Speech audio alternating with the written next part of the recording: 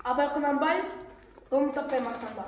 Ғылым таппай мақтанба, орын таппай баптанба, құмарланып шаттанба, ойнап босқа күлуге, 5 нәрсеге қашық бол, 5 нәрсеге асық бол. Адам болам десеңіз, тілеуің өмірің алдында, оған қайғы жесеңіз, өсек өтірік мақтаншақ, еріншек бекер мал шаспақ, 5 дұшпанды білсеңіз, талап еңбек терең ой.